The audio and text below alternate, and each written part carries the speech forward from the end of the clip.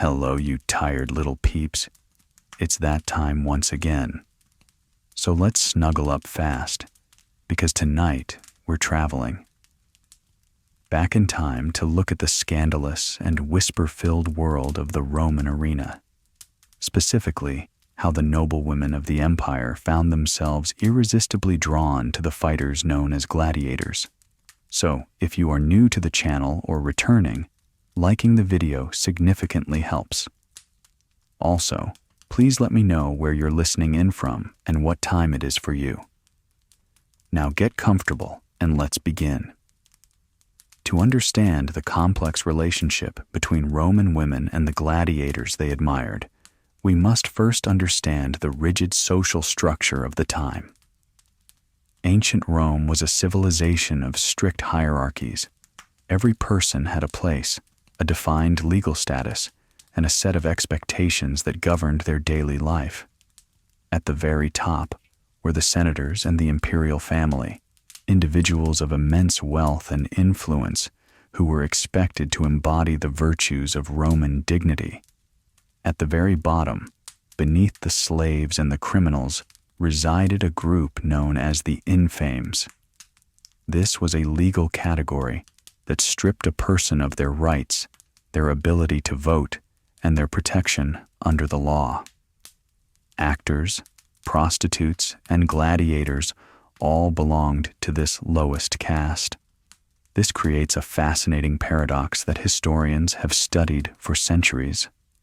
The gladiator was, in the eyes of the law, a non-person.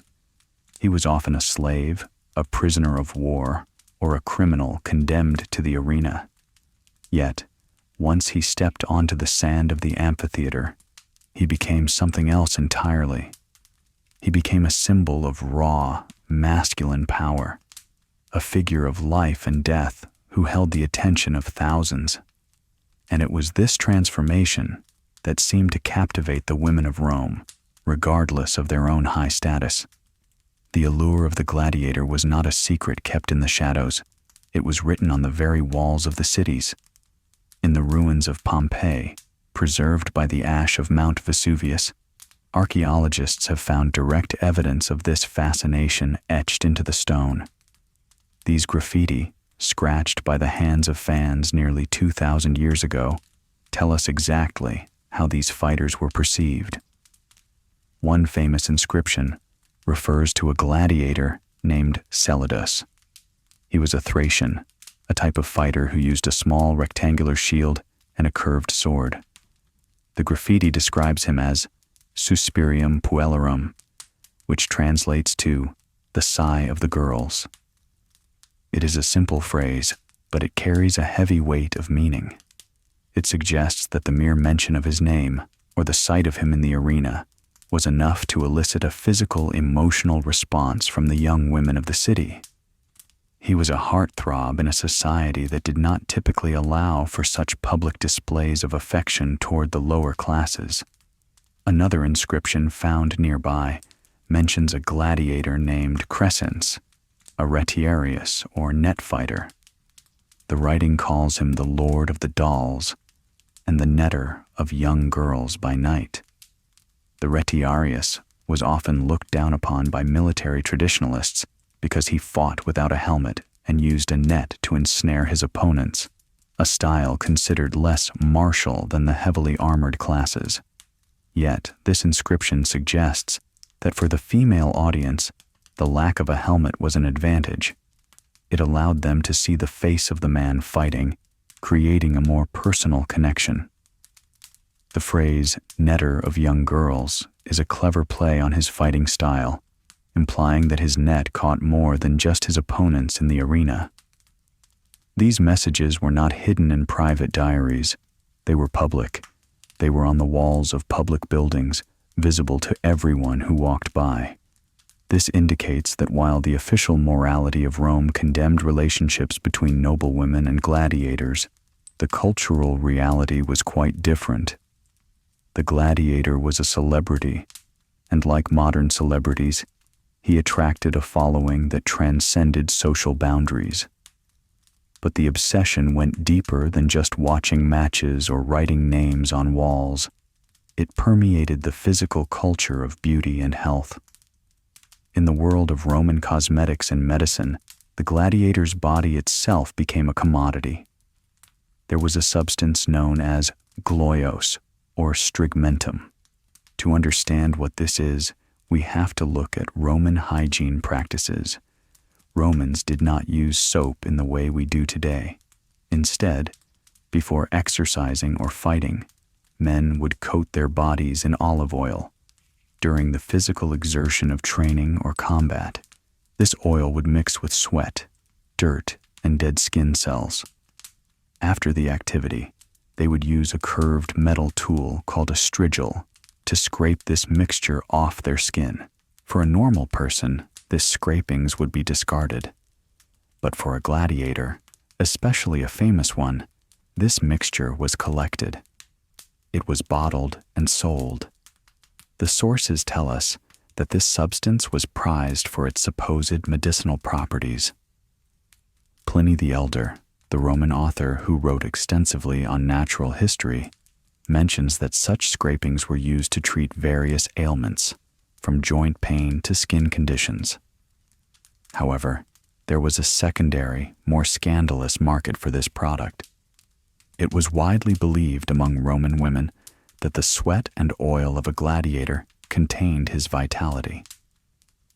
By applying this mixture to their own skin, or even using it as an ingredient in facial creams, they hoped to absorb some of that raw energy. It was a form of sympathetic magic, the idea that a physical connection to a powerful being could transfer that power to another. Wealthy matrons would pay high prices for a small vial of a famous fighter's strigmentum. It was a beauty product, a medicine, and perhaps a private intimacy all rolled into one. This practice highlights the extreme physical objectification of the gladiator. He was not just a performer, he was a physical resource. His blood, too, was a subject of fascination. There are accounts of physicians prescribing the warm blood of a slain gladiator as a cure for epilepsy. While this was technically a medical prescription, the act of consuming the essence of a warrior had undeniable undertones of taking his strength into oneself. The women who pursued these fighters were sometimes referred to as ludia.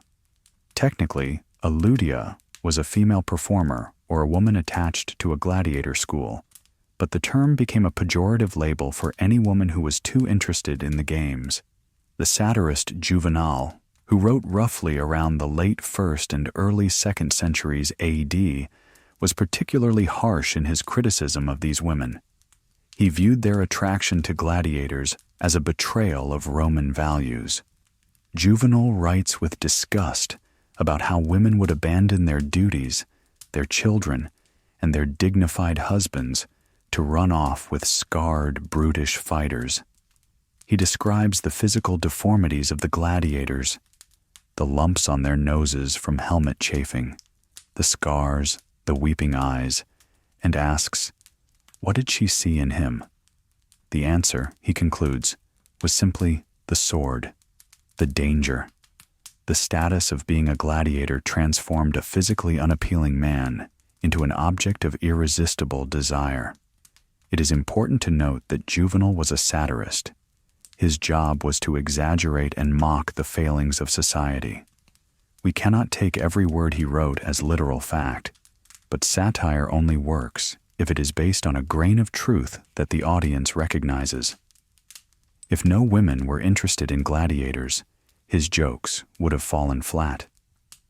The fact that he devoted so much energy to attacking these women suggests that the phenomenon was real enough and visible enough to be a concern for the conservative men of Rome. This tension between the low status of the gladiator and the high status of his female admirers created a unique social friction. A senator's wife was the guardian of her household's honor. Her virtue was not just her own, it was a reflection of her husband's political standing. If she was rumored to be dallying with a gladiator, it was not just a personal scandal, it was a political liability. It undermined the authority of the ruling class. If the women of the elite preferred the company of slaves to the company of senators, what did that say about the true power dynamics of Rome? We see this anxiety reflected in the legislation of the time. There were laws specifically forbidding the daughters and granddaughters of senators from marrying anyone of the infame's class. The existence of such a law confirms that such marriages, or at least long-term relationships, were happening often enough to require legal intervention. You do not ban something that no one is doing. As we move deeper into this topic, we will look at specific historical figures who were caught up in these scandals. We will look beyond the general graffiti and the satire to find the stories of real women, some of them Empress of Rome, whose names became forever linked with the arena. We will examine the story of Eppia, the senator's wife, who supposedly ran away to Egypt with a gladiator, and the dark rumors surrounding the Empress Faustina and the true parentage of her son, the Emperor Commodus. These stories blur the line between history and gossip, but they reveal the deep-seated fears and fascinations of the Roman mind. The story of Eppia is perhaps the most detailed narrative we possess regarding a noblewoman abandoning her station for the love of the arena. It comes to us again through the writings of Juvenal, who uses her as the prime example of aristocratic corruption. Eppia was the wife of a senator, a woman of high standing who lived in the center of Roman political life. She possessed the wealth, the reputation, and the family connections that most Romans could only dream of. Yet, according to the historical account, she abandoned it all. She left her home, her weeping children, and her husband to follow a gladiator troupe to Egypt. For a Roman woman of her class, travel was usually a matter of great comfort and slow, deliberate movement, surrounded by servants and slaves. However, Juvenal notes with irony that Eppia braved the harsh conditions of a sea voyage, a thing that Roman women were generally thought to fear. The Mediterranean could be rough, and the ships were cramped, smelling of bilge water and unwashed sailors.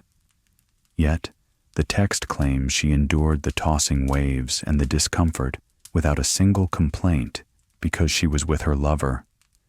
This detail is included to emphasize the madness of her infatuation. She was willing to suffer physical hardship that her rank should have protected her from, all for the sake of a man who was legally less than a slave. And what of the man himself? His name was Sergius. One might imagine, given the drastic nature of Eppia's actions, that Sergius was a specimen of physical perfection, a young Adonis in his prime. But the historical record provides a very different description. Sergius was not young. He was a veteran of the arena, and his profession had taken a heavy toll on his body. He is described as having a broken arm that had healed poorly, perhaps leaving a visible deformity. His face was marred by the violence of his trade. He had a deep scar from a helmet cut and a large lump on his nose, likely a callus from constant chafing or a break that never set correctly. His eyes were described as constantly weeping, a condition known as rheuma, which was common among fighters due to the dust and sand of the arena floor. By all conventional Roman standards of beauty, Sergius was repulsive. He was scarred, aging, and physically damaged. Yet, Eppia loved him. Juvenal provides the explanation in a single, biting line. He was a gladiator. It was this that made him an Adonis. It was the steel, the profession, and the proximity to death that transformed this broken man into an object of desire. If Sergius had retired and become a free man, stripped of his weapons and his title, Eppia would have likely looked right through him. It was the label of the gladiator that held the power. This story, while likely exaggerated for effect, points to a reality where the identity of the gladiator superseded his physical reality. The danger he represented was an aphrodisiac that the safe, predictable life of a senator could not provide. But Eppia was not the only high-ranking woman to be associated with such scandals. The rumors reached even the imperial palace, touching the very pinnacle of Roman society. Faustina the Younger was the wife of Marcus Aurelius, the philosopher emperor. Marcus Aurelius is remembered as a Stoic, a man of immense self-discipline and intellect. Faustina, however, was often the subject of court gossip. The Historia Augusta, a collection of biographies of Roman emperors, relays a persistent rumor concerning Faustina and her attraction to gladiators. The story goes that while the imperial couple was staying at Caieta, a coastal town popular with the elite, Faustina saw a gladiator pass by and was immediately seized with a violent passion for him. The affliction was said to be so severe that she fell physically ill. She eventually confessed her feelings to her husband. Marcus Aurelius, rather than punishing her, supposedly consulted with Chaldean soothsayers, mystics, and fortune-tellers who were often consulted on matters of destiny. Their advice was grim and quintessentially Roman in its logic. They told the emperor that the gladiator must be killed, but simply killing him was not enough to break the spell. Faustina, they said, had to bathe in his warm blood and then, immediately afterward, lie with her husband. According to the legend, this is exactly what happened. The gladiator was executed, and the empress was washed in his vital fluids, theoretically transferring her lust from the dead fighter back to the emperor. This story is almost certainly folklore, a dark myth created to explain the character of Faustina's son, Commodus. Commodus, who succeeded Marcus Aurelius, was unlike his father in every way. He had no interest in philosophy or governance. His obsession was the arena. He famously fought as a gladiator himself, scandalizing the Senate by stepping onto the sand to kill animals and men. The rumor of the gladiator and the bloodbath served a specific political purpose. It suggested that Commodus was not truly the son of the noble Marcus Aurelius, but the bastard offspring of a gladiator, either biologically or spiritually tainted by his mother's desire. While these stories of empresses and senators' wives are dramatic, we must also consider the practical side of these interactions. How did these women actually meet the gladiators? The Roman world was one of separation. In the Colosseum and other amphitheaters, the seating arrangements were strictly regulated by the reforms of Augustus. Senators sat in the front, equestrians behind them, ordinary citizens further back, and women were relegated to the very worst seats at the top of the arena, far from the action. This physical distance was designed to minimize contact and maintain social order. However, the barrier was not impenetrable. The primary point of contact was the ludus, the gladiator school. These were not prisons in the modern sense, where inmates were locked in solitary confinement. They were barracks, training facilities, and in many ways, businesses.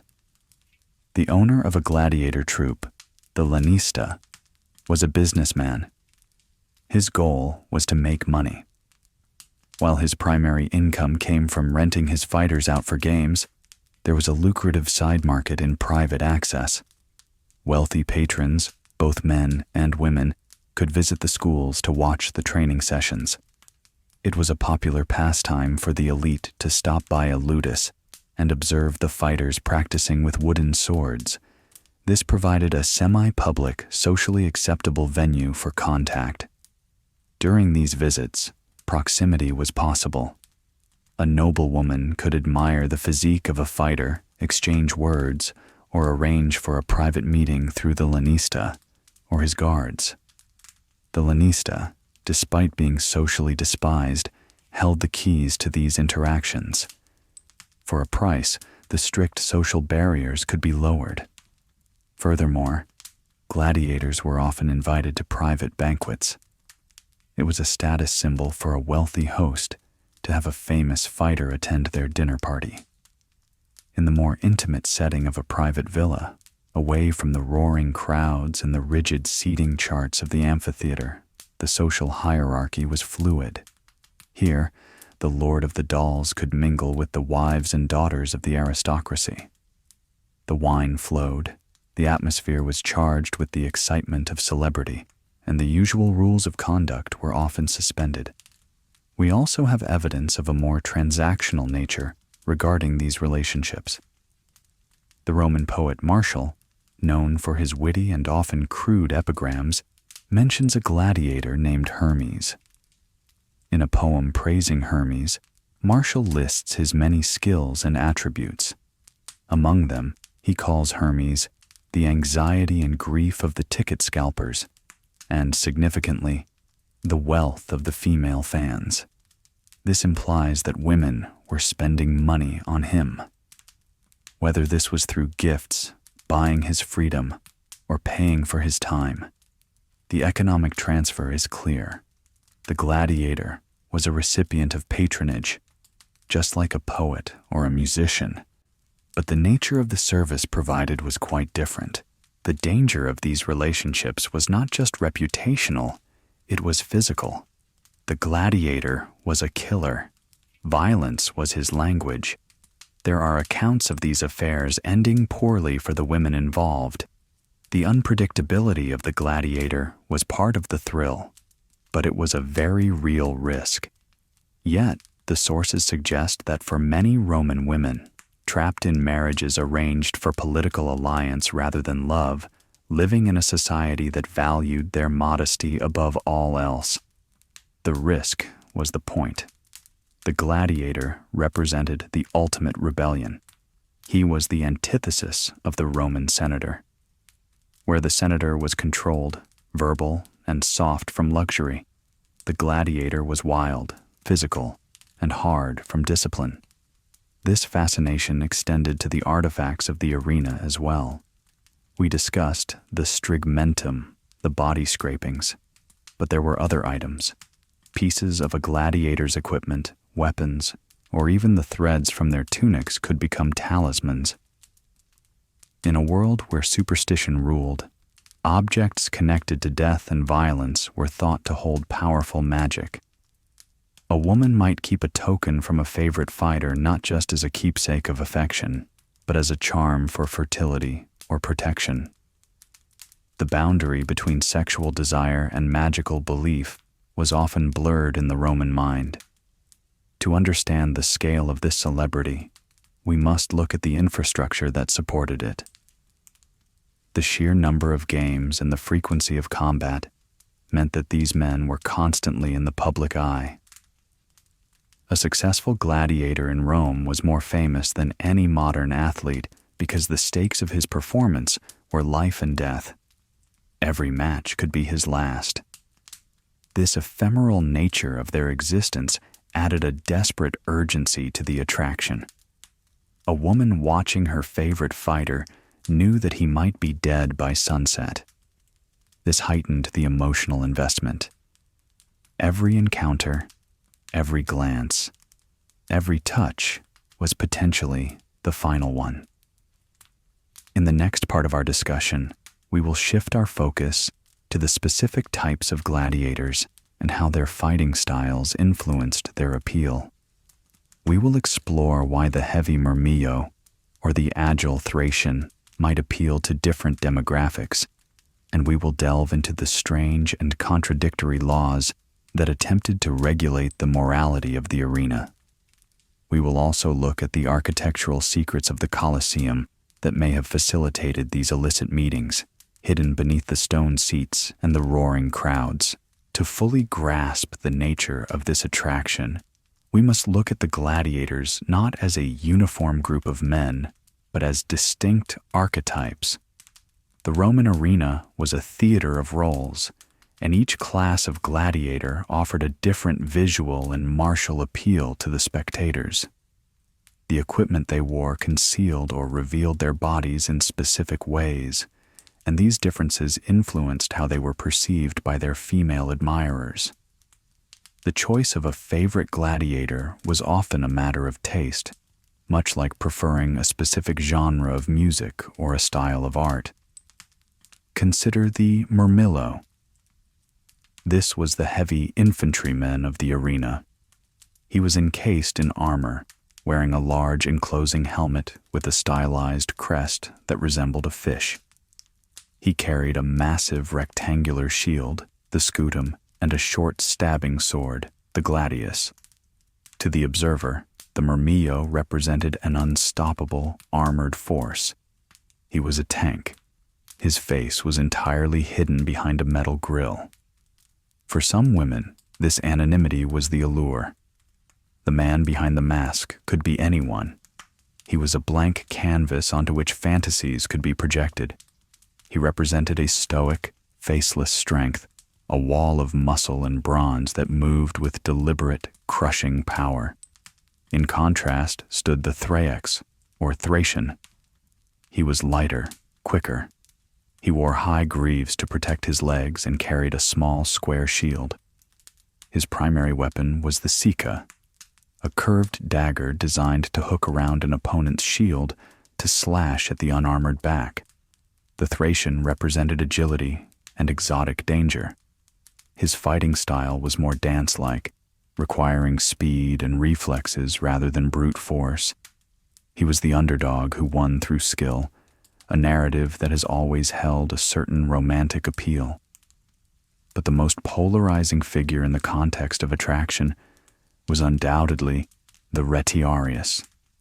As we touched upon earlier, the retiarius was the net fighter. He was the only major gladiator type who fought without a helmet. His head was completely bare. He wore armor only on his left arm and shoulder, leaving his chest and face exposed to both the sun and the eyes of the crowd. For the traditional Roman man, the retiarius was often looked down upon. He lacked the dignity of the helmet. He had to run away to keep his distance. He used a net like a fisherman. But for the female spectator, the retiarius offered something no other fighter could: facial expression. They could see his fear, his determination, his grimace of effort, and his smile of victory. In a sea of metal masks, he was human. This vulnerability made him accessible. The graffiti calling a retiarius, the netter of girls, suggests that this exposure was highly effective. Being able to make eye contact, even across the distance of the arena sands, created a perceived intimacy that the armored classes could not replicate. This fascination with the specific types of gladiators is not just a matter of literary record. It is documented in the mass-produced goods of the Roman Empire. Archaeology has provided us with thousands of terracotta oil lamps from this period. These small clay lamps were the household light bulbs of antiquity. They were cheap, disposable, and everywhere. They were decorated with scenes from daily life, mythology, and very often, the arena. A significant number of these lamps depict gladiators in erotic scenarios. They show muscular men, still wearing their helmets and greaves, engaged in sexual acts with women. These images are not subtle. They are graphic. What is telling is that these were not rare, illicit items hidden in a back room. They were common household objects. A Roman matron might have lit her bedroom or her dining room with a lamp depicting a murmillo in a romantic embrace. This normalized the idea of the gladiator as a sexual object. It brought the fantasy of the arena into the domestic sphere, allowing the dangerous allure of the fighter to flicker on the bedside table of a respectable home. The existence of such merchandise proves that the sexualization of gladiators was a widespread cultural phenomenon, not just the habit of a few scandalous empresses. It was pop culture. Just as modern fans might buy a poster of a famous actor, Romans bought oil lamps, bowls, and glass cups stamped with the names and images of their favorite fighters. However, desiring a gladiator and acting on that desire were two very different things. The logistics of such an affair were complicated. We must consider the physical environment of the amphitheater itself. The Colosseum, and structures like it, were marvels of engineering, but they were also instruments of control. The vomitoria, the passageways that allowed crowds to enter and exit, were designed to keep classes of people separate. But the underground, the hypogum, was a different world. Beneath the wooden floor of the arena lay a labyrinth of tunnels, cages, and elevators. This was the backstage area where the magic happened. It was dark, hot, and smelled of wild animals, unwashed bodies, and blood. Theoretically, this area was off limits to the public. It was a place of work for the slaves and the beastmasters. Yet, in any large organization, there are gaps in security. Historical records hint that the hypogum and the gladiator barracks connected to it were sites of illicit commerce. The guards who watched the doors were often low-paid public slaves or soldiers who could be bribed. A wealthy woman's servant could easily slip a coin to a gatekeeper to arrange a message or a brief meeting. The layout of the ludus was often adjacent to the arena. The ludus magnus in Rome, for example, was connected to the Colosseum by an underground tunnel. This meant a fighter could move from his living quarters to the arena without ever stepping onto the street. For a noblewoman wishing to be unseen, these tunnels offered a covert way to access the men. But what drove these women to risk so much? Beyond the physical attraction, there is a psychological aspect to consider: the concept of infamia. As mentioned, gladiators were social outcasts. They were legally dead. A Roman citizen who became a gladiator lost his ability to make a will, to testify in court, or to vote. He was property. For a woman of the high aristocracy, whose life was governed by an endless list of social obligations, rules, and etiquettes, the gladiator represented ultimate freedom. He was outside the system. In a society where marriages were political contracts often decided, when the bride was barely a teenager, the gladiator was a choice she made for herself. He was a rebellion against the father who controlled her dowry and the husband who controlled her public life. To be with a gladiator was to step outside the bounds of Roman order. It was a chaotic, dangerous act in a civilization that prized order above all else.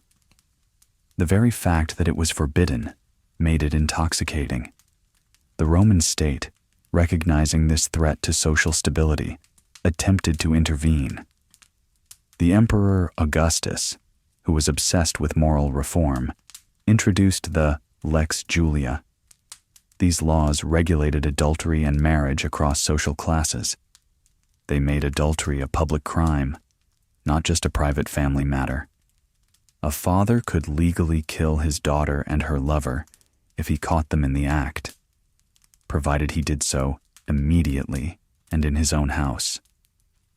A husband was required to divorce an adulterous wife or risk being charged with pimping. While these laws were aimed at preserving the purity of the aristocratic bloodlines, they were often difficult to enforce.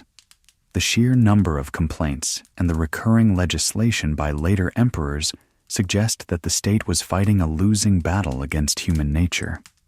The women of Rome found ways around the laws. They used aliases. They met in secret locations, or in the case of the extremely wealthy, they simply paid enough bribes to ensure silence. There is also the economic dynamic of these relationships to consider. We often picture the woman as the passive admirer, but in many of these cases, she was the patron. Gladiators were slaves, but they could earn money. They received tips and prizes for victories. However, a wealthy lover could transform a gladiator's life. There are inscriptions that suggest women paid for the freedom of their favorite fighters. Imagine the power dynamic shifted. A noblewoman, legally superior in every way, buying the liberty of a man who was physically dominant but legally helpless. This inversion of power was a potent theme. By purchasing his freedom, she became his patron. In Roman society, the bond between a freedman and his former owner was lifelong and binding. He owed her obsequium, respect, and deference. So, by freeing a gladiator, a woman could transition him from a scandalous lover into a legitimate dependent within her social circle, although the stigma of his past would never truly wash away. Yet, not all interactions were romantic. Some were driven by superstition. The gladiator was a man intimate with death. In Roman belief, those who dealt death possessed a connection to the underworld. We find evidence of women seeking out gladiators not for sex, but for magical aid. A piece of a gladiator's clothing, or a lock of his hair, might be used in a spell to curse a rival, or to ensure a safe childbirth. The arena was a place where the gods of the underworld were present, and the gladiator was their priest. To touch him was to touch the divine and the terrified all at once. It is also worth noting that the gladiators themselves had their own lives, families, and wives. Living in the ludus, many fighters formed marriages with women of their own class, slaves, freedwomen, or daughters of other fighters. These relationships were not legally recognized as connubium, but were respected within their community. The intrusion of a noblewoman into this world was not always welcomed. It disrupted the internal hierarchy of the school. A gladiator favored by a senator's wife might get special treatment, better food, or lighter training, causing resentment among his peers. The barracks were a pressure cooker of envy and violence, and the attention of high-born women only added fuel to the fire. As we continue to peel back the layers of this history, we begin to see that the arena was not just a place of combat. It was the focal point where the rigid strata of Roman society collided. It was where the highest and the lowest met in a haze of blood, sweat, and desire. The roaring crowd provided a cover of noise and chaos under which the silent signals of attraction could pass unnoticed by the guards. In the next part, we will explore the darker end of this spectrum. We will look at what happened when these affairs were exposed. We will discuss the harsh punishments meted out to women who crossed the line, including exile and execution. We will also examine the unique role of the gladiator as an executioner of criminals, and how this grim duty paradoxically added to his sexual mystique in the eyes of the Roman public. The consequences of these illicit affairs, when discovered, were severe. We must remember that for a Roman woman of the senatorial class, her body was not entirely her own. It was the vessel of her family's lineage and the guardian of its dignity. To mix her bloodline with that of a slave, and a gladiator at that, was viewed as a pollution of the state itself. When the whispers in the corridors of power turned into formal accusations, the legal machinery of Rome ground into motion, and the punishments could be devastating. Under the Julian laws on adultery, a woman convicted of such a crime faced a penalty known as relegatio. This was a form of exile, but it was designed to be particularly isolating. She would be stripped of her dowry and a significant portion of her property. She was forbidden from ever marrying again. But the most crushing aspect was the physical removal. These women were often sent to small, barren islands in the Mediterranean. Places like Pandateria or Seriphos became open-air prisons for the disgraced women of the elite. Life on these islands was a stark contrast to the marble villas and bustling streets of Rome. There were no banquets, no theaters, and certainly no games. The women were cut off from the social network that defined their existence. They lived in a state of civil death, existing on the fringes of the empire while their families in Rome tried to erase their names from memory. The gladiator involved often faced a quicker, more brutal fate. While the woman suffered a long, slow decline in exile, the gladiator could be executed. As a slave or a person of infamia, he had no legal defense against a wrathful husband or father. He was simply disposed of, another casualty of the arena's periphery. Yet, despite these draconian threats, the affairs continued. The danger of exile seemed to act as an accelerant rather than a deterrent. This speaks to the psychological concept of the forbidden fruit. The very fact that the state exerted so much effort to keep these two groups apart, the noblewoman and the fighter, made the crossing of that line an act of ultimate agency. For a woman whose life was scripted from birth to death, risking exile was perhaps the only unscripted moment she ever experienced. We must also consider a darker aspect of the gladiator's profession that contributed to his terrifying allure: his role as an executioner. Gladiators did not only fight each other in fair combat, they were also the agents of state-sanctioned violence against the helpless. During the lunch break of the games, between the beast hunts of the morning and the gladiatorial duels of the afternoon, the arena was used for executions. These were the meridiani, the noon events. Criminals, prisoners of war, and Christians were brought out to be dispatched.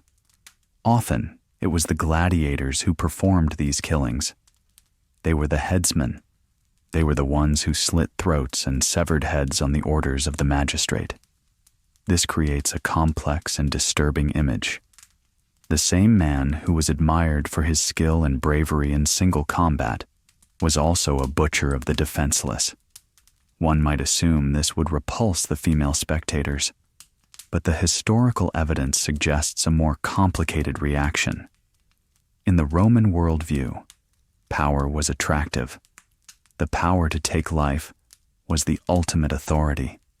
The gladiator, standing over a condemned criminal, sword in hand, was the physical embodiment of the empire's power to punish. For some observers, this proximity to absolute violence was magnetic. It tapped into a primal fascination with the alpha predator. The gladiator was dangerous not just because he was strong, but because he was a killer by trade, sanctioned by the state, but socially untouchable.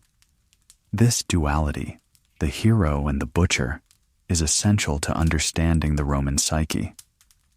The arena was a place where civilization confronted its own savagery. The women who sought out these men were embracing that savagery. They were stepping out of the light of Roman civilization and into the shadow. It was a flirtation with the abyss. However, we must not romanticize this too much from the gladiator's perspective. For the fighter, the attention of a noblewoman was often a burden, or even a death sentence. We tend to view these affairs through the lens of the woman's rebellion, but for the gladiator, it was a precarious situation. He was, after all, a slave.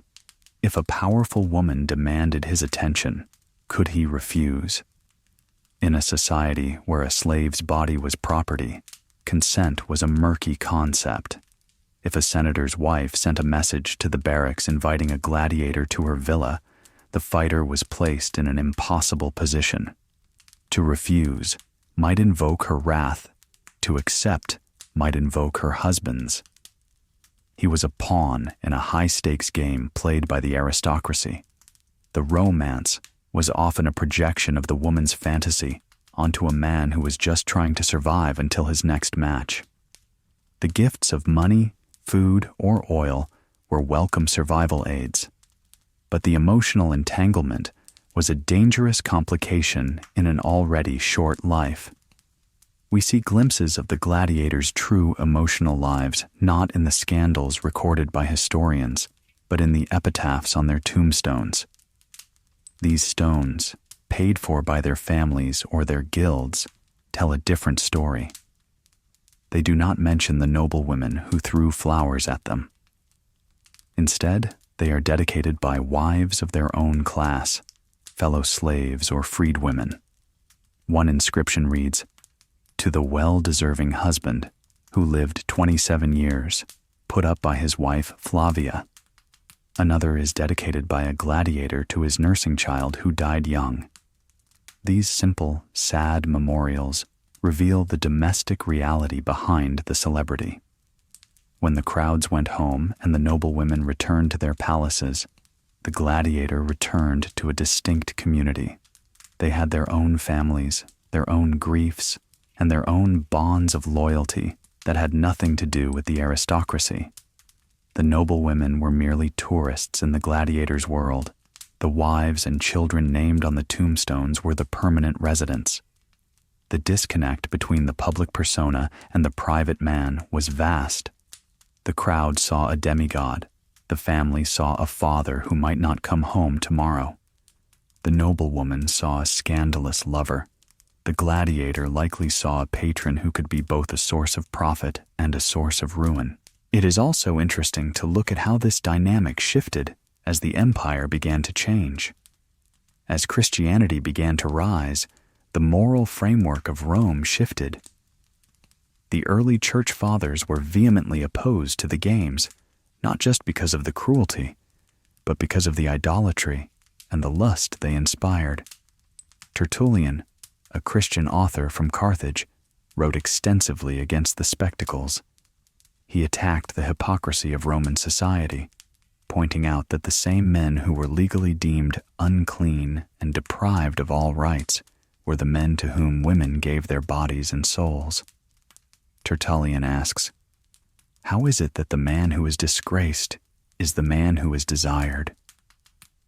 He saw the arena as a cauldron of vice that corrupted the watcher. For the Christian moralists, the woman who lusted after a gladiator was not just breaking a social law, she was endangering her immortal soul.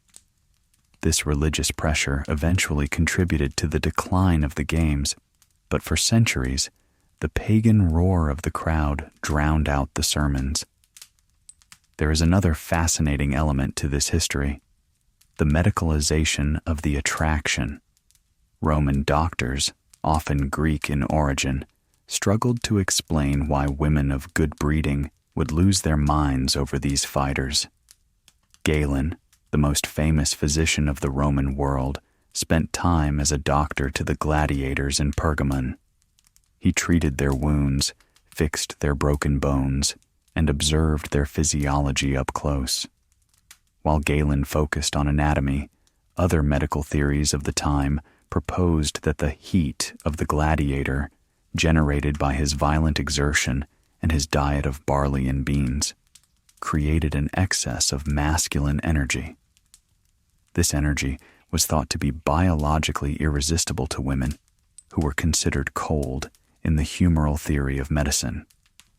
Therefore, the attraction wasn't just a moral failing, it was a biological reaction to a surplus of vitality. This pseudo-scientific explanation offered a convenient excuse. It wasn't that the woman was bad, it was that the gladiator was simply too potent to ignore. This biological determinism brings us back to the blood. The belief that the gladiator possessed a unique vitality led to the consumption of their blood not just for epilepsy, as mentioned before, but as a general tonic for weakness. It was a grim industry. At the end of a match, attendants would rush to catch the blood of a dying fighter in bowls. This was sold immediately. The image of a refined Roman society is shattered by the reality of people lining up to buy the fresh blood of a human being, believing it contained the essence of life. The line between medicine, magic, and cannibalism was disturbingly thin in the shadow of the Colosseum. The gladiator's body was a public commodity in life and a pharmaceutical product in death. For the women who loved them, this must have added a layer of tragic possessiveness.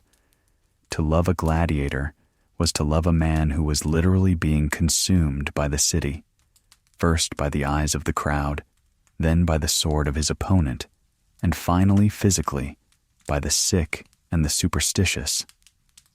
In the final part of our journey, we will draw these threads together to look at the end of the age of gladiators. We will discuss how the changing moral landscape finally closed the schools and what became of the legacy of these lords of the dolls. We will reflect on why, thousands of years later, we are still telling their stories, and why the archetype of the gladiator remains a symbol of romantic danger in our own modern culture. As the centuries wore on, the golden age of the gladiator began to dim. The end of the arena was not a sudden event, but a slow, agonizing decline that mirrored the fate of the Western Empire itself.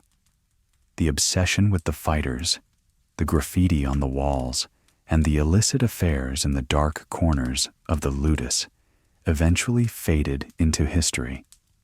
But the reasons for this disappearance were as much economic as they were moral. By the 4th and 5th centuries AD, the cost of staging gladiatorial games had become exorbitant.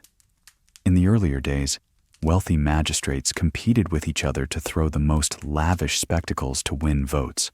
But as the economy of the empire crumbled under inflation, civil war, and barbarian incursions, there was simply less money to burn on blood.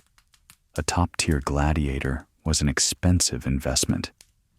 To train a man for years only to have him die in 10 minutes became a financial risk that fewer sponsors were willing to take. The lanistas found their schools emptying, and the grand amphitheaters began to fall into disrepair. Simultaneously, the moral tide had turned irrevocably. The Christianization of the empire brought a new set of values that were fundamentally incompatible with the slaughter of the arena. The Church Fathers had long preached against the madness of the circus, but now, with emperors like Constantine and later Honorius holding the throne, these sermons became law. The story of the monk Telemachus serves as a dramatic, if perhaps legendary, punctuation mark to this era. According to the historian Theodore, Telemachus traveled from the east to Rome. Upon entering the Colosseum and seeing the bloodshed, he was horrified. He leaped from the stands into the arena, placing himself between two combatants to stop the fight. The crowd, furious at the interruption of their entertainment, stoned him to death. The Emperor Honorius, moved by the monk's martyrdom, allegedly banned gladiatorial combat soon after. While the historical accuracy of this specific event is debated, it captures the shifting spirit of the times. The roar of the crowd, once the soundtrack of Rome, was being silenced by the chant of the liturgy. With the ban on gladiatorial combat, the sexual focus of the Roman populace shifted. The energy that had once been directed at the Murmillo and the Retiarius did not disappear. It just moved venues. The Circus Maximus, home of the chariot races, became the new center of celebrity. Charioteers replaced gladiators as the idols of the masses. These men, who drove teams of horses at breakneck speeds around a dangerous track, inherited the bad boy mantle. We see similar complaints in later Roman texts about women throwing themselves at charioteers of the blue or green factions. The uniform changed, from armor to colored tunics, but the dynamic remained. The attraction was always to the man who lived on the edge of death, the man who performed feats of physical daring that the aristocratic male could not match. The gladiator was dead, but the archetype of the dangerous, low-born lover survived. Looking back from our modern vantage point, it is easy to judge the Romans for their bloodlust. We see the cruelty of the arena as a mark of a primitive, savage society. But the fascination with the gladiator tells us something universal about human nature. The women who risked exile and shame to be with these men were not motivated by a love of violence per se, but by a desire for vitality. In a world of rigid rules, stifling etiquette, and arranged marriages, The gladiator represented raw, unfiltered life. He was the noble savage before the term existed. He was a man who owed nothing to society because society had rejected him. He lived by the strength of his arm and the speed of his reflexes. For a Roman woman trapped in a gilded cage of social expectation, the gladiator was the key to a different, more primal reality. He offered a connection to the physical world that was denied to her in her sheltered life of spinning wool and managing household slaves. This allure has never really left us. We see it in our own pop culture. The romance novel industry is built on the trope of the dangerous man, the outlaw, the pirate, the vampire, the werewolf. These are the modern descendants of the gladiator. They are figures of danger who are tamed, or at least touched, by the love of a woman. The Roman matron scraping strigmentum from a gladiator's skin is not so different from the modern fan obsessing over a rock star or an athlete. The context changes, the weapons change, but the psychology of celebrity and the attraction to the other remain constant. The ruins of the Colosseum stand today in the center of Rome, a hollow shell of stone. The wooden floor is gone, exposing the maze of the hypogeum to the sunlight. The roar of the crowd is replaced by the chatter of tourists and the hum of city traffic. But if you stand there and listen closely to the history, you can almost hear the echoes of the past. You can imagine the tension in the air as the gates opened. You can picture the senators in their white togas, the emperor in his box, and up in the high seats, the women leaning forward, their eyes fixed on the sand, searching for the face of the man who held their hearts in his scarred hands. We have traveled back to look at the quiet frontier skills in other videos, and tonight we looked at a different kind of survival. The survival of passion in a repressive society. The survival of human connection in a place designed for death. The gladiator games were a tragedy of human history, a waste of life on a massive scale. But within that tragedy, there were stories of desire, rebellion, and a desperate grasp for meaning.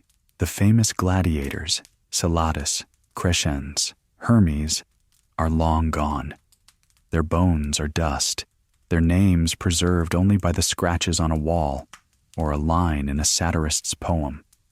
The women who loved them are equally gone, their scandals forgotten by all but the history books.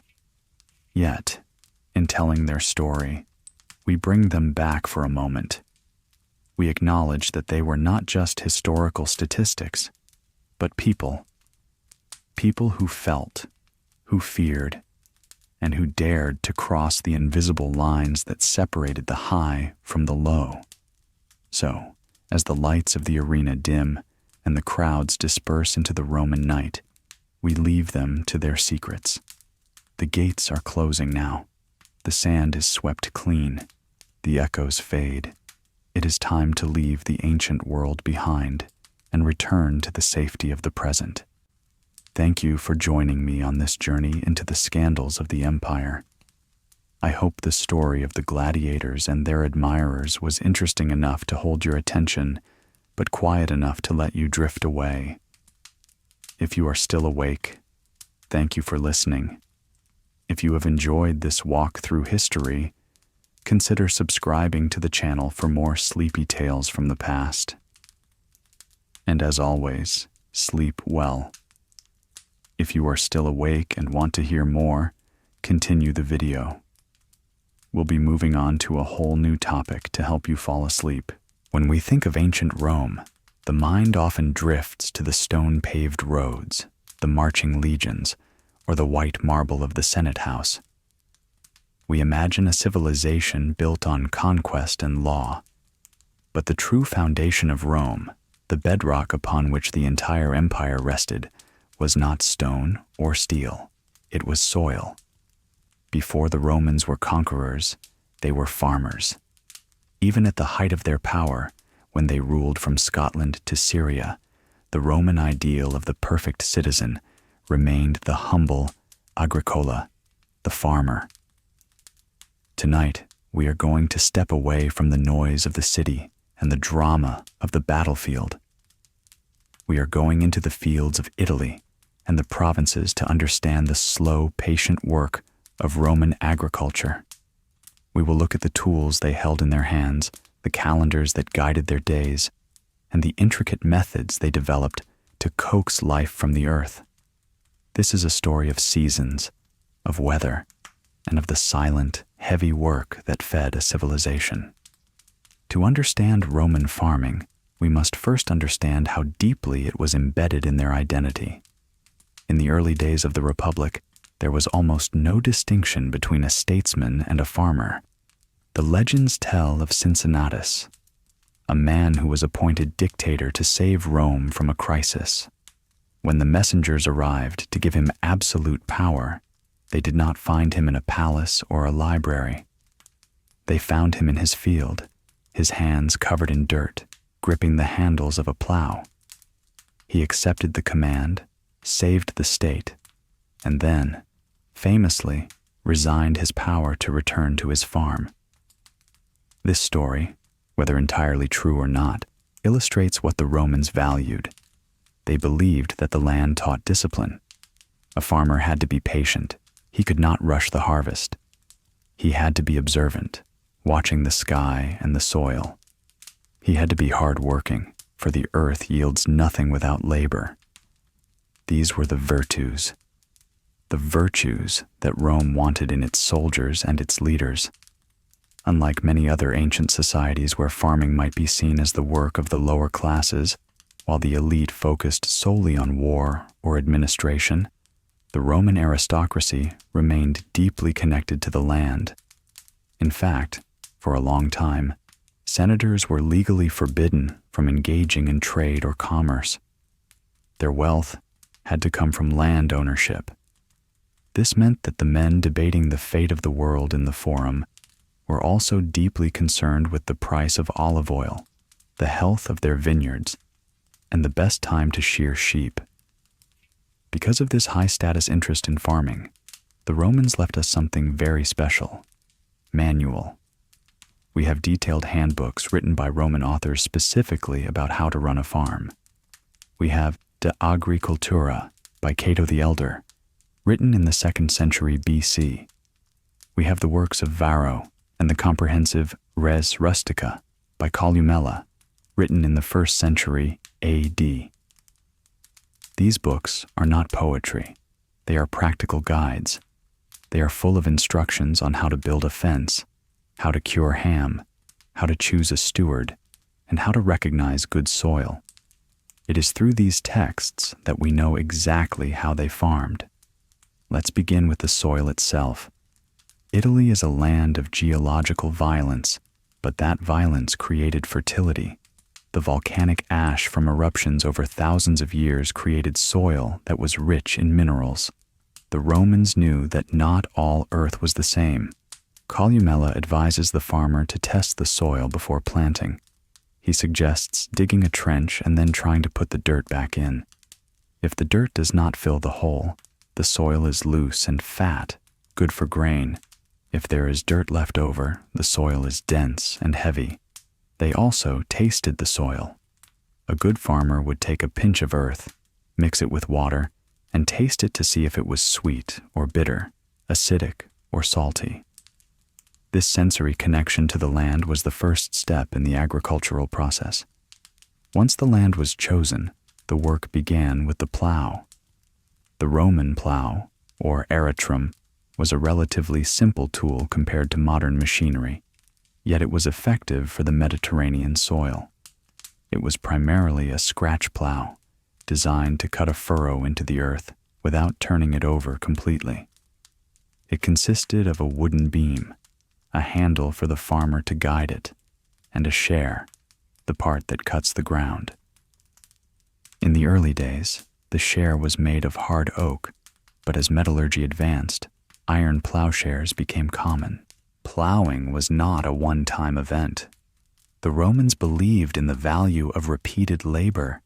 A field intended for grain might be plowed 3, 4, or even more times before a single seed was sown.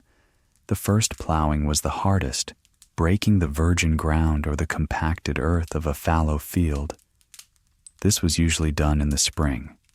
The goal was to break up the clods of dirt and kill the weeds that had started to grow. They would plow in straight lines, and then, for the second plowing, they would often go across the field at a 40-degree angle, a technique known as cross-plowing. This ensured that no ridge of hard earth was left untouched. The motive power for this work was the ox. The ox was the tractor of the ancient world. It was a sacred animal in the agricultural context. To kill an ox that was capable of plowing was, in some periods, considered a capital crime. The Romans treated their working animals with a degree of pragmatic care. The manuals insist that the plowman should not overwork the beasts. They needed to be rested at the end of the furrow. Their necks had to be checked for sores from the yoke. A good farmer knew that if the ox stopped, the farm stopped. The pace of the plowing was slow. An ox does not rush. It walks at a steady, rhythmic plod. The farmer walking behind the plow would be enveloped in this rhythm. The creak of the wood, the heavy breath of the animal, the smell of the overturned earth. It was a quiet, solitary task that could take days to finish a single field. The management of the soil required a system to prevent exhaustion. The Romans understood that if you planted wheat in the same spot year after year, the crops would fail. The earth would tire. To combat this, they used a system of crop rotation and fallowing. The most common method was a 2-field system. One half of the farm would be planted with crops, while the other half would be left fallow or unplanted for a year. During the fallow year, the land was not just abandoned. It was still plowed to keep weeds down and to expose the soil to the sun and rain. Often, livestock would be grazed on the fallow fields, their manure providing natural fertilizer.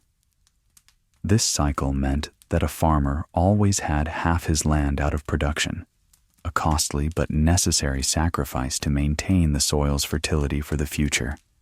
They also practiced a form of rotation involving legumes. They noticed that plants like beans, peas, and lupines seemed to revitalize the soil. We now know this is because legumes fix nitrogen into the earth, but the Romans simply knew that after a crop of beans, the wheat grew taller. Pliny the Elder, who wrote a vast natural history, recommended plowing lupines directly back into the soil as a green manure. This shows a sophisticated understanding of biological cycles learned through centuries of observation. Fertilizer was a constant concern. Nothing was wasted on a Roman farm. The manuals give detailed rankings of different types of manure. Bird droppings, specifically from pigeons kept in dovecotes, were considered the most potent and were saved for the most delicate crops or the gardens. Sheep and goat manure was next. Cow manure was considered average. Even human waste was collected and composted. The compost heap, or stersalinum, was the heart of the farm's nutrient cycle. It was placed near the farmhouse, often paved with stone to prevent the valuable liquid runoff from escaping into the ground. It was turned and mixed, a dirty but vital job to ensure the next year's harvest. The staple crops of Rome were the Mediterranean triad: grain, olives, and grapes. Grain was the calorie source, the fuel of the empire. Wheat and barley were the primary cereals. Barley was hardier and could grow in poorer soil, but it was considered less desirable. It was food for soldiers as punishment or for animals. Wheat was the prize. Sowing the grain was an art form. It was done by hand, using a technique called broadcasting. The sower would carry a bag of seeds and walk the furrows, throwing the seed in a wide arc. The rhythm was crucial. Step, throw, step, throw. The distribution had to be even. If the seeds were too close, the plants would crowd each other out. If they were too far apart, the land was wasted and weeds would take over. The Roman manuals specify exactly how many modi of seed were needed for a jugerum of land. After sowing, the seed had to be covered. This was done with a harrow, a tool that dragged over the ground to smooth it out and hide the seeds from the birds. Then the waiting began. But it was not an idle wait. The fields had to be weeded. This was back-breaking work, often done with a hoe or by hand. The Romans hated weeds. They saw them as thieves, stealing moisture and nutrients from the crop. The visual ideal of a Roman field was one of order, clean rows of grain with nothing else growing in between. In the next part, we will move from the open fields of grain to the hillsides, where the more complex and lucrative crops were grown, the olive trees and the vineyards. We will look at the intricate process of making olive oil and wine, products that were not just food, but the currency of the Mediterranean. We will also explore the water management systems, the aqueducts that fed the farms, and the architecture of the Roman villa itself. While grain was the fuel that kept the population of Rome alive, the true wealth of a farm was often measured in its oil and wine. These were the cash crops, the products that could be exported across the sea in the bellies of great merchant ships. They represented a step up in agricultural complexity. If growing wheat was a matter of seasonal labor, growing olives and grapes was a matter of generational patience. The olive tree is the enduring symbol of the Mediterranean landscape. It is a rugged survivor, thriving in rocky, calcareous soil where other plants would wither. It loves the sun and tolerates the drought, its roots diving deep into the cracks of the earth to find moisture. But for the Roman farmer, the olive was a long game. A saying of the time went that if you planted a beech tree, you did it for yourself. If you planted an olive tree, you did it for your grandchildren. It takes years for a tree to reach full productivity, but once established, it can bear fruit for centuries. The cultivation of the olive required a specific calendar. The trees needed to be pruned with great care. The Roman agriculturalists believed that the tree needed air and light to circulate through its branches. They would prune away the dead wood and the suckers, sculpting the tree into a shape that would hold the maximum amount of fruit. The harvest was a winter task. While the rest of the agricultural year was winding down, the olive groves were coming alive. The method of harvest determined the quality of the oil. For the cheapest oil, used for burning in lamps or lubricating machinery, the farmers might simply beat the branches with long poles, knocking the olives onto the ground. This was fast, but it bruised the fruit and mixed it with dirt. For the high-quality oil, the oil destined for the table of a senator, the olives were picked by hand. Laborers would climb ladders, selecting the fruit one by one, placing them into baskets lined with reeds to prevent bruising. Once harvested, the olives had to be processed quickly. If they sat in a pile, they would begin to ferment and rot, spoiling the flavor. The processing took place in the torcularium, the press room of the villa. The first step was milling. The Romans used a clever device called a trapedum. This was a large stone basin with a central pillar. Two hemispherical stones were suspended from a wooden beam attached to the pillar. As the donkey or the slaves pushed the beam, the stones rolled around the basin, crushing the olives. The genius of the trapedum was in its precision. The gap between the crushing stones and the basin was carefully adjusted. It had to be narrow enough to tear the flesh of the olive from the pit, but wide enough that the pit itself was not crushed. The Romans knew that a crushed olive pit released a bitter oil that ruined the taste. This mechanical separation of flesh and stone shows a high level of engineering applied to food production. After milling, the olive paste was placed into round baskets woven from hemp or grass. These baskets, called fisclinae, were stacked on top of each other under a press. A massive wooden beam, sometimes 20 or 30 feet long, was lowered onto the stack, often using a winch or a large screw mechanism. The pressure squeezed the golden liquid out of the paste. It would run down into a settling tank. Here, physics took over. The oil, being lighter, would float to the top. The water and the bitter vegetable residue, which the Romans called amurca, would sink to the bottom. The farmer would carefully skim the pure oil off the top, transferring it into large ceramic jars for storage. The amurca wasn't wasted, though. It was used as a weed killer, a pesticide for granaries, or a lubricant for axles. If the olive was the king of the hillsides, the vine was the queen. Viticulture, the growing of grapes, was perhaps the most prestigious form of farming. A well-managed vineyard was a sign of a civilized landscape. In Italy, the Romans practiced a distinctive form of vine training known as the arbustum. Instead of growing vines on low trellises, as is common today, they often trained the vines to climb up living trees. Elm trees were the preferred partner for the vine. They would plant rows of elms, prune them to keep the canopy open, and let the vines scramble up the trunks and swing between the branches in festoons. This created a two-tiered agriculture.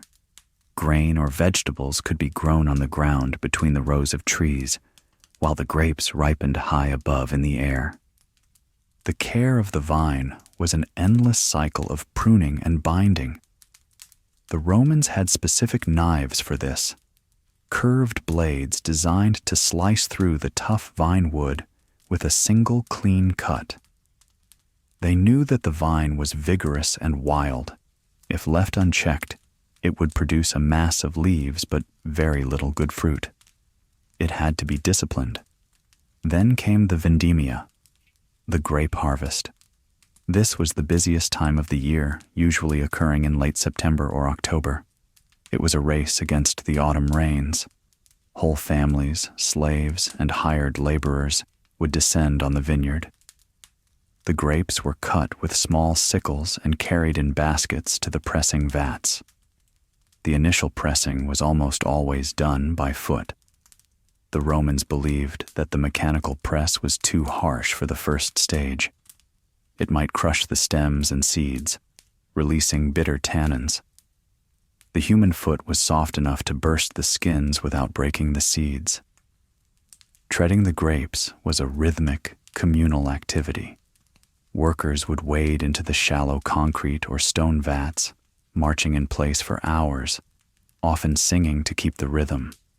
The juice, the mustum, would flow out of a spout into a collection reservoir. After the treading, the skins and pulp were collected and subjected to the mechanical press, similar to the one used for olives, to extract the second wine, which was of lower quality. The juice was then transferred to dolia. These were gigantic earthenware jars, some tall enough to hold a man. In the wine cellar, these jars were often buried up to their necks in the cool earth. This ground insulation helped to regulate the temperature during the volatile fermentation process. The fermentation was a period of anxiety for the farmer. The sugar in the juice was turning into alcohol, a chemical reaction that generated heat and gas. If a jar was sealed too tightly, it could explode. If it was left too open, the wine could turn to vinegar. The cellar master would monitor the dolia constantly, listening to the bubbling of the must. Once fermentation was complete, the jars were sealed with pitch or clay. Some wine was drunk young, but the best Roman wines, like the famous Falernian, were aged for years, sometimes decades, turning amber and thick like syrup. The management of these crops required not just agricultural skill, but logistical organization. This brings us to the structure of the farm itself, the Villa Rustica.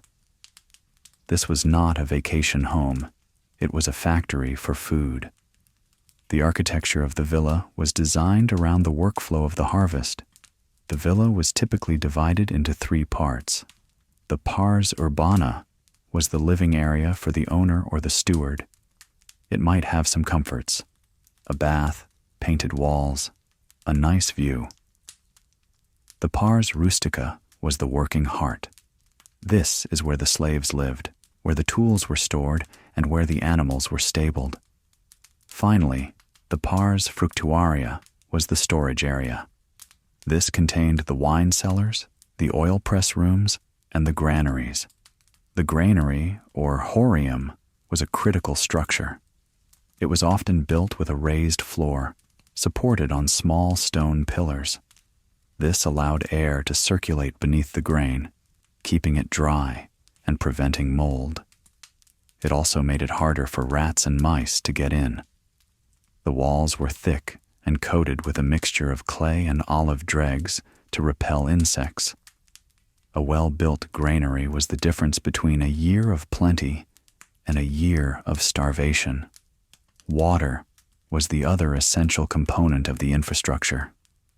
In the dry Mediterranean summer, water management was life.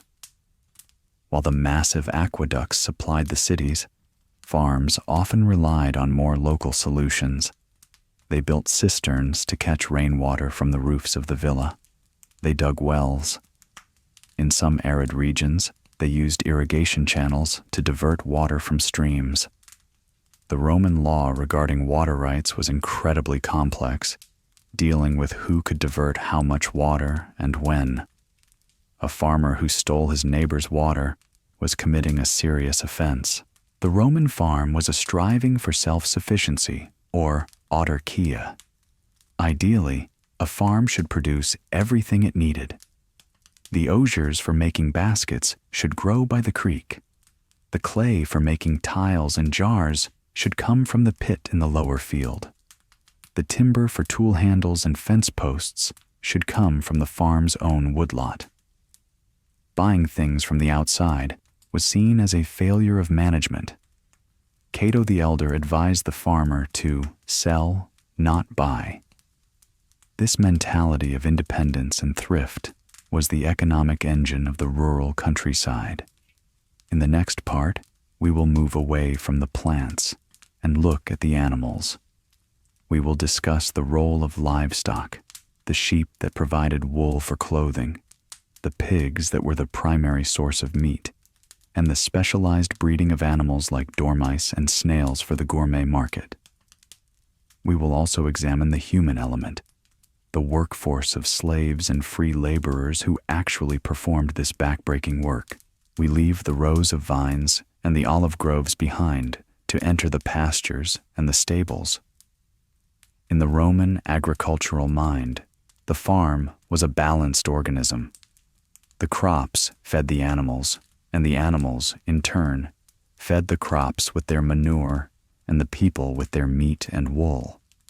This branch of farming was known as res pecuaria, the raising of cattle. It was considered distinct from, yet complementary to, agricultura, the cultivation of the soil. The most ubiquitous animal in the Roman landscape was the sheep. Rome was a civilization built on wool. The toga, the tunic, the cloak of the legionary, all were made of wool. Cotton was a luxury import from the East, and silk was worth its weight in gold. Wool was the fabric of daily life. Therefore, a flock of sheep was a walking factory of clothing. Sheep farming operated on 2 levels. On the small farm, a few sheep might be kept in a paddock, grazing on the fallow fields we discussed earlier. But on a grand scale, the Romans practiced something called transhumance. This is a rhythmic, seasonal migration that is hypnotic to think about. In the summer, when the coastal plains became hot and dry, the grass turned yellow and died. To survive, the shepherds would drive their massive flocks, sometimes numbering in the thousands, up into the high Apennine mountains. There, the air was cool, and the meadows remained green. Then, as autumn approached and the snows threatened the peaks, the tide would reverse. The rivers of white wool would flow back down the mountain paths, the Colles, to winter in the warmer lowlands of Puglia or the Maremma. These sheep tracks were protected by law, ancient highways of grass that crisscrossed the Italian peninsula. The life of the shepherd in this system was one of profound solitude. They lived under the stars, sleeping in temporary huts or caves, guarding their charges against wolves and bandits with the help of large white dogs, the ancestors of the modern Maremma sheepdog. Varro advises that a shepherd must be strong, swift, and capable of enduring hardship, a figure as rugged as the mountains he traversed. If the sheep provided the clothing, the pig provided the calories. The pig was the quintessential animal of the Roman farm because it was the ultimate recycler. Pigs are omnivorous.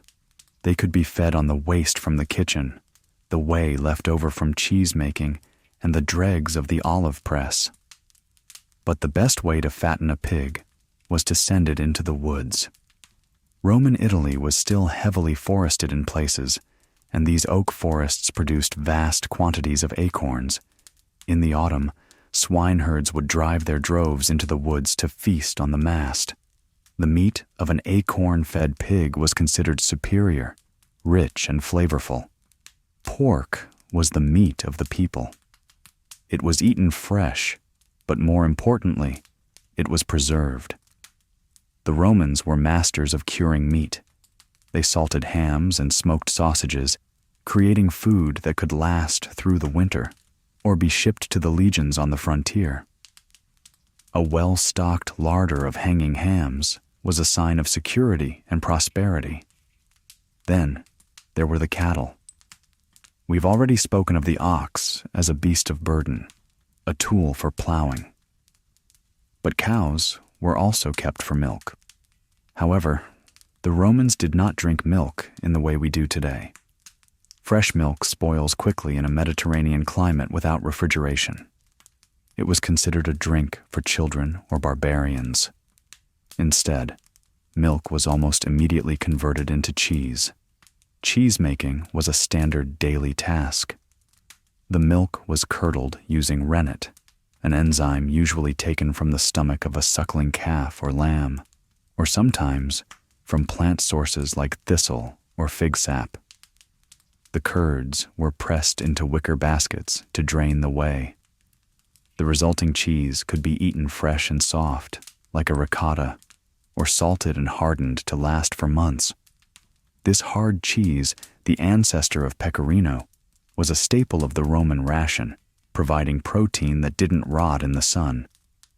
But Roman agriculture wasn't just about the basics. As the empire grew wealthier, a new type of farming emerged: pastio villatica, or villa feeding. This was the raising of specialty animals for the luxury market. It was farming as a status symbol. Consider the dormouse. To us, it is a rodent. To a wealthy Roman, it was a delicacy. These creatures were not just caught in the wild, they were farmed in specialized enclosures called gliraria. A glirarium was often a large terracotta jar, perforated with holes for air. Inside, there were little shelves or tracks running along the walls for the mice to scamper on. They were kept in the dark and fed a diet of walnuts, chestnuts, and acorns to make them fat. When they were suitably plump, they were roasted and dipped in honey and poppy seeds.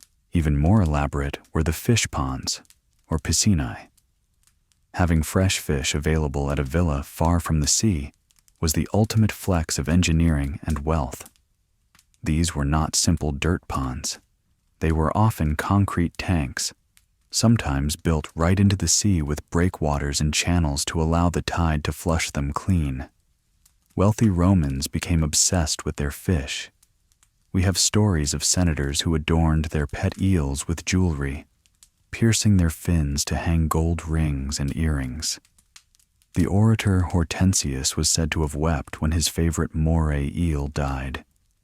This is agriculture crossing the line into pet-keeping and obsession, but it required a high degree of technical skill to maintain the water quality and health of the stock. Snails were another farmed crop. Cochlearia were snail gardens, surrounded by water channels or ash to prevent the snails from escaping. They were fed on milk and spelt to fatten them up. The Romans had a methodical approach to everything. If it could be eaten, they figured out a way to mass produce it. However, all of this, the grain, the olives, the sheep, the dormice, relied on one crucial element: the workforce. We cannot talk about Roman farming without talking about the human cost. The Roman agricultural machine was powered by slavery. The farm was managed by a figure called the villicus. He was the overseer. Interestingly, the villicus was almost always a slave himself, but a privileged one. He was the master's eyes and hands on the estate. He was responsible for everything: the tools, the animals, the crops, and the other slaves. The agricultural writers give pages of advice on how a villicus should behave. He should be the first out of bed and the last to sleep. He should not leave the farm to socialize. He should know every inch of the land. He was often given a female counterpart, the villica, who managed the domestic side of the villa, the kitchen, and the weaving.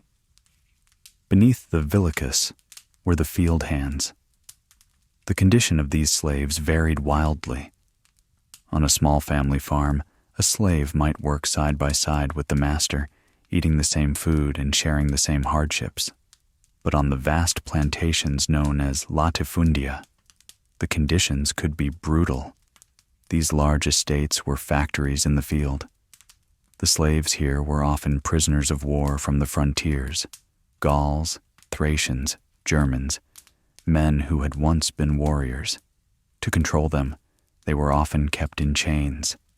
The ergastulum was the slave prison, a sunken dormitory where the chained workers were locked up at night. This was the dark underbelly of the Roman peace. The cheap grain that fed the city was often harvested by men who had lost their freedom to the Roman legions. The Roman writers refer to these workers with a chilling detachment. Varro famously classifies the tools of farming into 3 categories: the dumb tools, the semi-articulate tools, and the articulate tools. They were instrumentum vocale, tools with voices. This dehumanization was necessary to justify the system. The goal was efficiency. A sick slave was a broken tool. A rebellious slave was a dangerous tool. However, slavery was not the only form of labor. There was also a class of free laborers, the mercenarii. These were poor citizens who hired themselves out for wages. They were essential during the harvest bottlenecks. A farm might run with 10 slaves year-round, but when the grapes were ripe or the wheat was ready to cut, you needed 50 people immediately. You couldn't afford to feed 50 slaves all year for just 2 weeks of work. So, the villicus would hire local free peasants or wandering gangs of harvesters to bring in the crop. The relationship between the slave workforce and the free workforce was complex. In some ways, the slave was more secure. He was an investment that the master had to protect and feed even in winter. The free laborer could be fired and left to starve when the work dried up. The daily routine of the farm worker was dictated by the sun. They rose before dawn to feed the animals. They worked through the heat of the day, with a pause at noon for the prandium, a light lunch of bread, olives, and watered-down wine. The work ended at sunset. The diet of the farm worker was simple but caloric. They ate a lot of porridge made from emmer wheat or barley, seasoned with herbs, onions, and garlic. It was fuel for heavy lifting. The rhythm of the farm was also punctuated by the seasons of rest. The Romans knew that you could not drive a man or a beast forever without a break. The agricultural calendar was marked by festivals, the feriae. These were religious holidays, but they served a practical purpose. They gave the workforce a day off. The Saturnalia in December, the Consualia in August. These were times when the tools were put down, the food was better, and the strict social hierarchy was relaxed.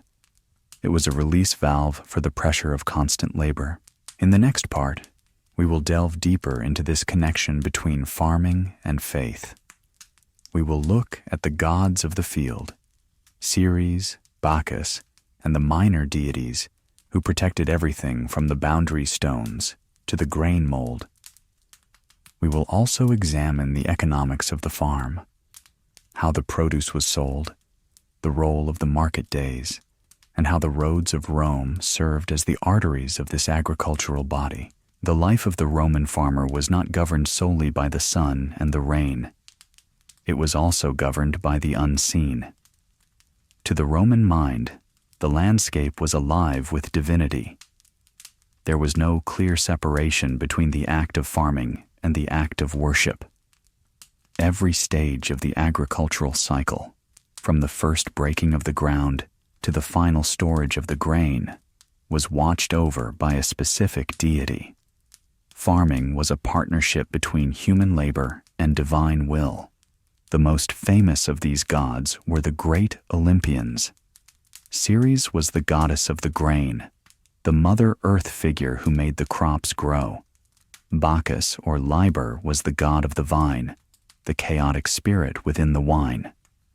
But for the practical farmer, the most important gods were often the smaller functional spirits known as noumena. These were highly specialized deities who had very specific jobs. There was Sterquilinus, the god of manure. He wasn't a figure of mockery. He was essential. If you wanted the fertilizer to work, you needed his favor. There was Vervactor, the god of the first plowing. Rhedorator, the god of the second plowing. Oberator, the god of the plowing that covers the seed. It went on and on. There was a spirit for the rust on the wheat, a spirit for the flowering of the fruit trees, and a spirit for the boundary lines. The worship of these gods was transactional. The Romans practiced a religion based on the principle of douut des. I give so that you may give. It was a contract. The farmer offered a sacrifice, a cake, a libation of wine, a pig, and in return, the god was obligated to provide protection. It was less about spiritual enlightenment and more about insurance.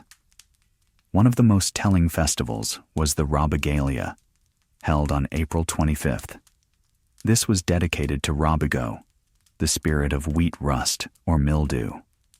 This red fungus was a killer. It could wipe out a harvest in days if the conditions were damp.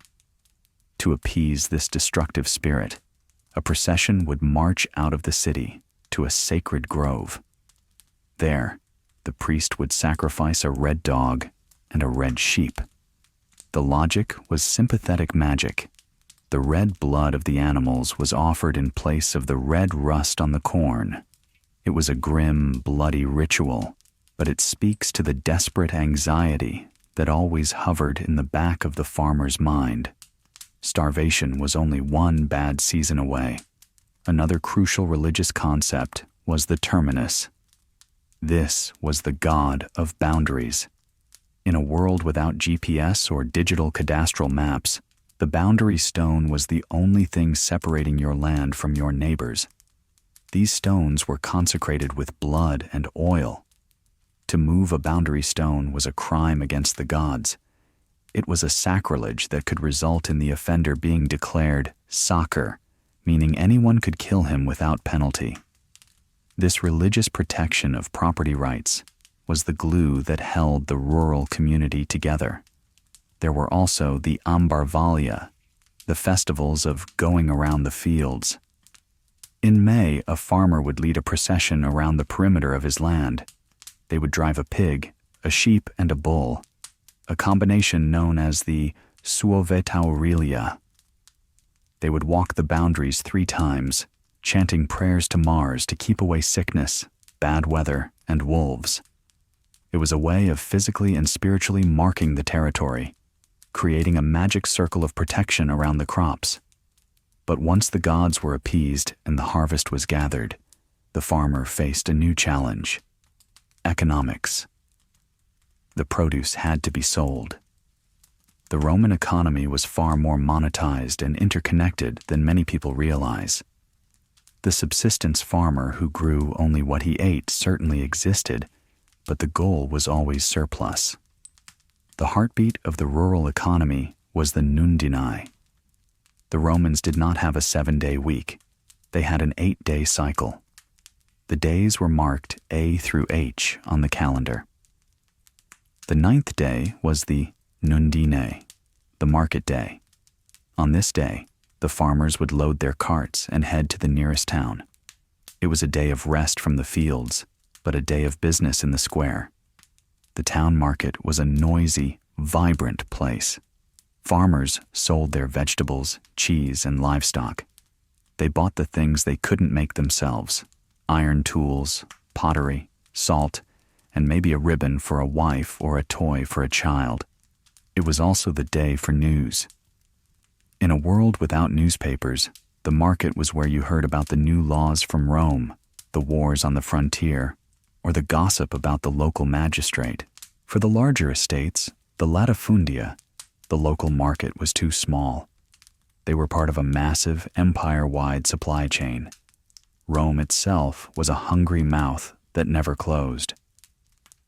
By the 1st century AD, the city of Rome had a population of roughly 1 million people. It was a demographic anomaly, a city that consumed far more than its local hinterland could provide. It relied on the annona, the state-subsidized grain supply. This demand created a massive logistical network.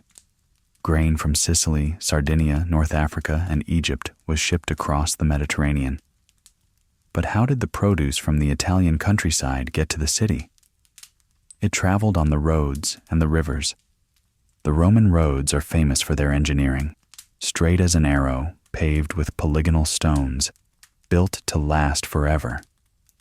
While they were designed for the rapid movement of legions, in peacetime, they were the arteries of commerce. However, land transport was incredibly expensive. An ox cart moves slowly, perhaps 10 to 15 miles a day. The oxen need to eat. The driver needs to eat. Studies suggest that the cost of doubling the price of a wagon load of grain was reached after only about 100 miles of travel. Because of this, land transport was used for high-value items like wine and olive oil, or for moving goods to the nearest water. Water was the highway of the bulk economy. The Tiber River was the lifeline of Rome. Barges, often pulled by oxen walking along the towpaths on the bank, brought goods down from the interior and up from the seaport at Ostia. The scale of this trade has left physical evidence that we can still see today. In Rome, near the Tiber, there is a hill called Monte Testaccio. It looks like a natural hill, about 35 meters high. But it is not made of dirt. It is made entirely of broken pottery. Specifically, it is made of millions of broken oil amphorae. These jars, mostly from Spain and North Africa, were used to ship olive oil. Because the oil soaked into the clay and went rancid, the jars couldn't be reused. So, when they arrived in Rome, they were emptied and smashed. Over centuries, the shards piled up to create a literal mountain of garbage. Monte Testaccio stands as a monument to the caloric intake of the ancient city and the agricultural engine that fed it. The intersection of the farm and the city also created a legal framework. Roman law was obsessed with agriculture. There were laws about everything. What happens if your acorns fall into your neighbor's yard? What happens if your tree shades his vines? What happens if rainwater diverted by your ditch floods his field? The Lex Aquilia, a famous statute, dealt with damage to property. It had specific clauses for what happened if you unlawfully killed another man's slave or his four-footed herd animal. This legalistic approach meant that farming wasn't just a physical struggle against nature. It was a legal navigation of rights and responsibilities. A successful farmer had to be a bit of a lawyer, or at least know one. As we approach the end of our look at Roman agriculture, we must consider the legacy of these methods. The Roman system was a strange mix of high science and deep superstition, of brutal slavery and sophisticated law, of local self-sufficiency and international trade. In the final part, we will look at the collapse of this system. We will see what happened when the legions could no longer protect the borders and the trade routes broke down. We will discuss how the great villas transformed into the fortified castles of the Middle Ages, and how the knowledge of the Roman agricultural writers was preserved in the monasteries to spark the rebirth of farming in Europe. As the sun sets on the Roman Empire, the golden light that once bathed the endless fields of wheat and the ordered rows of vines begins to fade. The decline of Roman agriculture was not a single catastrophic event, but a slow, creeping shadow that stretched over centuries. It mirrored the exhaustion of the state itself. The system we have described, the efficient, market-driven, slave-powered machine, began to sputter and stall. The cracks in the foundation appeared first in the economy. In the later centuries of the empire, particularly the 3rd and 4th centuries AD, the Roman state was hungry for cash to pay the legions and bribe the barbarians at the gates. The result was crushing taxation. The taxes were levied primarily on land and the people who worked it. For the small independent farmer, the burden became unbearable. If a bad harvest struck, or if the tax collector was too greedy, the farmer had no choice but to abandon his land. The Roman government even had a specific legal term for this: agrideserti, deserted fields. It was a terrifying concept for the state. Empty land paid no taxes. Empty land grew no food for the army. The government tried desperately to force people to stay on their farms, passing laws that bound the tenant farmers, known as colony, to the soil. This marked a fundamental shift in human history. The colonist was technically a free man, not a slave. He could marry and own personal property, but he was not free to move. He was legally attached to the estate where he was born. If the land was sold, he was sold with it. This was the birth of the medieval serf. The fluid, mobile society of the High Empire, where a man might leave the farm to seek his fortune in the city, was hardening into the rigid, static structures of feudalism. The farm was becoming a prison. Simultaneously, the physical landscape of the countryside began to change. During the Pax Romana, the Roman peace, the rural villas were open, airy places. They had wide porticos, large windows, and no walls. They were built for comfort and production, secure in the knowledge that the legions were guarding the distant borders. But as the borders collapsed and raiding parties of Goths, Vandals, and Franks began to penetrate deep into Italy and Gaul, fear returned to the land. The open villa transformed. Windows were bricked up to become arrow slits. The graceful porticos were torn down to build defensive walls. Watchtowers rose above the granaries. The Villa Rustica, the factory of food, was slowly turning into the medieval castle. The focus shifted from maximizing profit to maximizing security. The long-distance trade networks broke down. If the roads were unsafe, you couldn't sell your wine in Rome, or buy your pottery from Africa. The estates turned inward, becoming isolated islands of survival. They produced only what they needed to feed their own people. The great specialization of the Roman economy died, replaced by a localized subsistence. Yet, amidst this collapse, the knowledge was not entirely lost. As the cities shrank and the libraries burned, the torch of agricultural science was picked up by a new institution, the monastery. The Benedictine monks, in their isolated retreats, adopted the Roman work ethic. Their motto was ora et labora, pray and work. The monks copied the manuscripts of Cato, Varro, and Columella. They didn't just copy them, they used them. In the chaotic centuries of the Dark Ages, the monastery gardens were the arks that preserved the genetic heritage of Roman agriculture.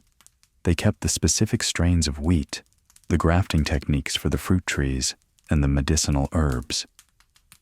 When Europe eventually began to wake up from its long slumber, it was the monks who taught the people how to farm again using the old Roman methods.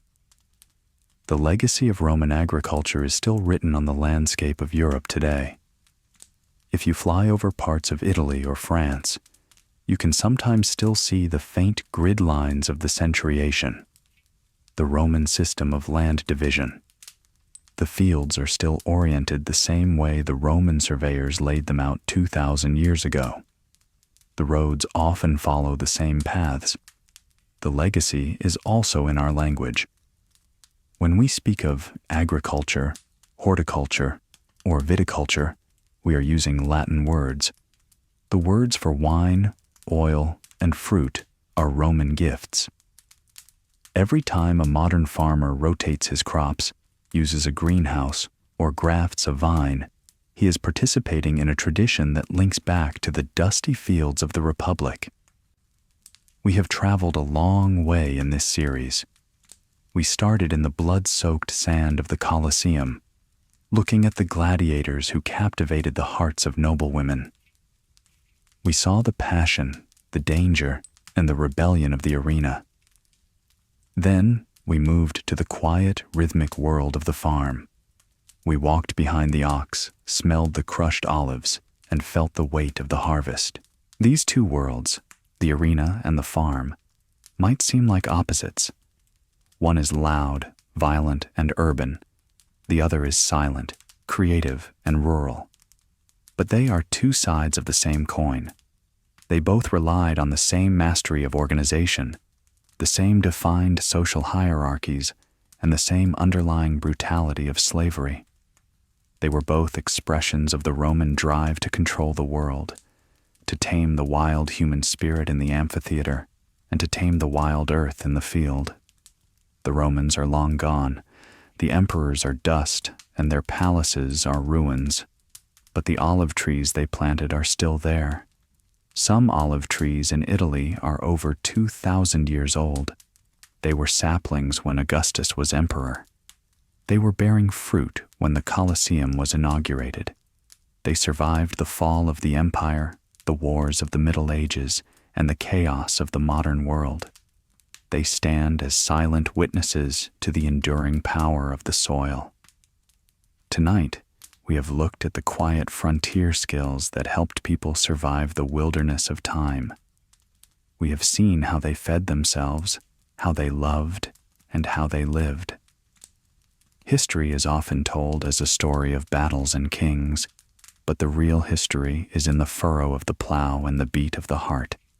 It is time to leave the ancient world behind and return to the safety of the present. Thank you for joining me on this journey through the fields and the fantasies of Rome. I hope the stories of the soil and the sand were interesting enough to hold your attention, but quiet enough to let you drift away. If you are still awake, thank you for listening. If you have enjoyed this walk through history, consider subscribing to the channel for more sleepy tales from the past. And as always, sleep well. Good night.